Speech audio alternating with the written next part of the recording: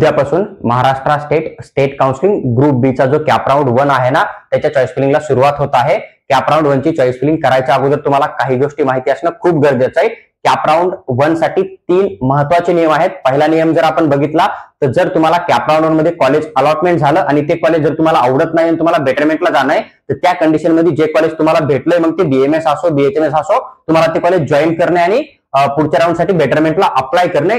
जर तुम्ही retention form भरलात तुम्हाला कुठल्याही प्रकारे पुढच्या राऊंडला एलिजिबल केलं जात नाही, ही गोष्ट लक्षात ठेवणे। त्यानंतर सेकंड रूल असा आहे की जर एखाद्या मुलाला एखादं कॉलेज अलॉटमेंट होतंय ग्रुप बी मधून आणि ते कॉलेज त्याला आवडतंय आणि तुम्हाला तिथूनच डिग्री कंटिन्यू करणे, तर त्या कंडिशन मध्ये तुम्ही त्या कॉलेजमध्ये तुमचा रिटेन्शन फॉर्म फिल करणार आहे। रिटेन्शन फॉर्म फिल केला की तुमचं ऍडमिशन 100% कन्फर्म होतं आणि तुम्ही त्या कॉलेजमधून तुमची डिग्री कंटिन्यू करू शकता।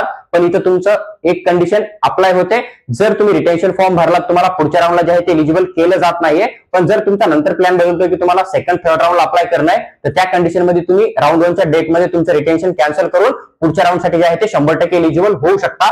तिसरा आणि अत्यंत महत्त्वाचा नियम आहे, जर एखाद्या मुलाला कॅप राऊंड 1 मध्ये कॉलेज अलॉटमेंट झालं त्याला ते कॉलेज नको आहे किंवा त्याला ते कॉलेज जॉईन नाही करणं, तर त्या कंडिशन मध्ये तुम्ही फक्त अलॉटमेंट लेटर डाउनलोड करून घरी निवांत बसून राहू शकता।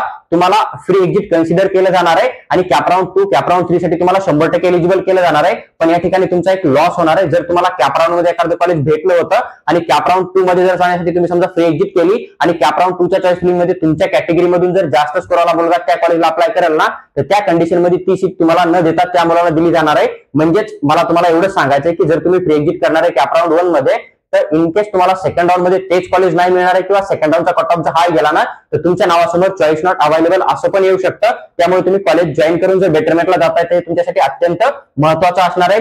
पहा, जे काही कॅप राऊंड 1 चे नियम होते ना ते सविस्तर मी तुमच्यावर एक्सप्लेन केले। तुम्हाला जर असेच इन्फॉर्मेटिव्ह व्हिडिओ असतील तर तुम्ही चॅनलला सबस्क्राईब करून आमच्यासोबत जोडून राहा।